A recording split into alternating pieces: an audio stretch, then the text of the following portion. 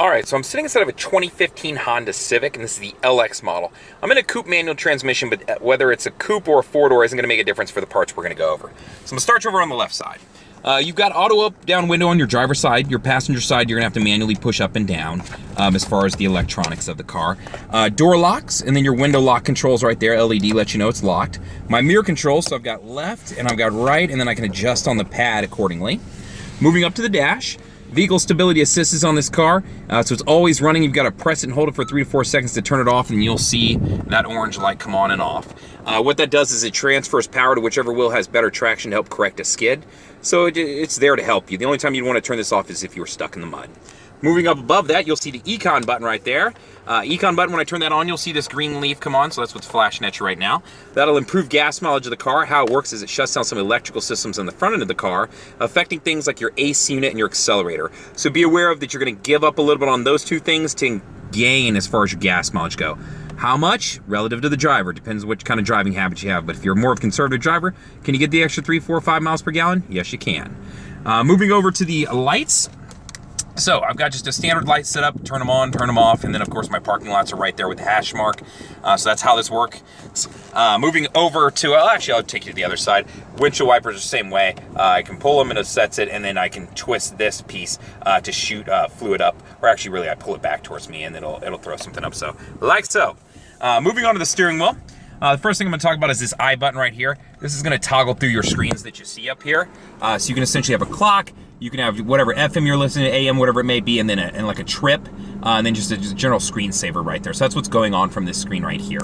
So that's what this is, just a quick toggle between any of those screens. My plus and minus is going to control my volume buttons. Left and right will jump between favorite tracks, to jump between favorite stations, anything like that, and then source will jump between all my audio options. So right now I have FM and AM hooked up, so you'll see it'll just toggle between those two. If I had other things hooked up, it would go between CD player, USB, Bluetooth, things like that. Speaking of Bluetooth, moving down here, you'll see your Bluetooth controls right here. So to answer a call, I pull this towards me.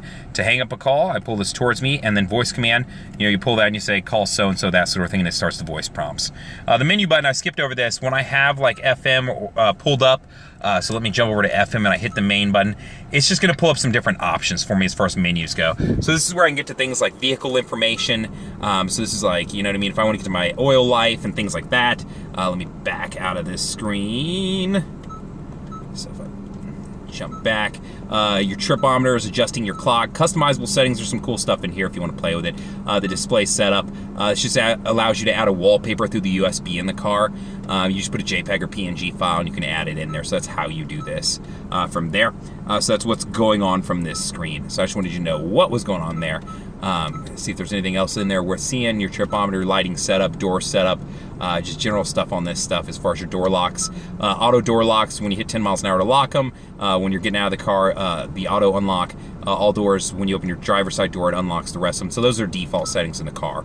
So that's just what's going on from this screen. And to toggle through this, all I'm doing is pressing up and down on here. And you can just see it actually tells you right up here. Up and down will jump between those. And then if I want to go back, I press the left button. So you can see that back signal. It's actually aimed at this button right here. And that'll back me out of that screen. So that's what's going on right there. The right side of your steering wheel is going to be your cruise control settings. So cruise main, if I have that on, you'll know because you'll see that green light flashing up there. It'll stay on. The cool thing about this is it will stay on. So if I get out of the car, get back in the car and turn it off and turn it back on, that'll stay on for me. So the next time I get in, I can just press set and be moving down the road and have it hold my cruise. Moving over to the stereo system, pretty self-explanatory setup. It's pretty simple as far as what we offer compared to some of the touchscreens and things that are in cars now. To set my presets is right up here. So nothing to that. It's pretty easy. Find your preset that you want and then go from there. FM, AM, CD player, aux. Aux will allow you to jump through a couple different things. So whether it be USB, Bluetooth, you can see up there when I hit it, it'll show me up in the top of the screen which one I have it on. So that's what's going on from there. Jumping over to my phone as far as Bluetooth, I can do that from right here, of course. Such as how that works.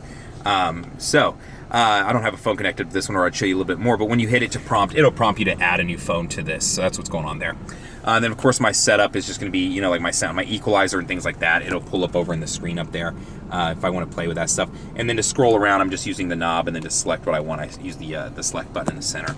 So this setup's pretty self-explanatory. My flashers are right here. My AC control, so how much air, hot or cold, and where I want that air to go. And then down below, I've got auxiliary input here. That's a smaller 9mm jack. I've got a power outlet right here, a little cup change holder right there. This is a manual 5-speed shifter. You can get it in automatic also. Brand new, it would have been the difference of $800 in case you were wondering. So if you're looking at pre-owned, my guess is it's probably going to land somewhere in that range. My e-brake for this car, very important since this is a manual transmission. Cup holders, and then I do have a USB down here in the center console. So that's what's going on right there. And then it is a sliding center console, so if I need to slide the seat up, I can do that and still have a place to use my arm, right? This one has the black interior, and it is a modern steel gray finish on the outside. So this is what the black interior looks like inside of the 2015 Honda Civic. Whether it be a coupe or a sedan, this is what the interior will look like if it has a black interior. Your options for interiors are either going to be black, tan, or gray. And the tan and gray are both going to be about the same hue, just a little bit different. The gray is actually, yeah, the color of the roof, really. So this is what the gray would look like as far as a shade, just to give you an idea. If you have any questions, feel free to reach out to me, 512-443-4300, and ask for Justin. You can always respond to the YouTube video. I'd be more than happy to help you that way. Or you can email me at the letter J and then Fuller, F-U-L-L-E-R, @howdyhonda.com. Thank you much.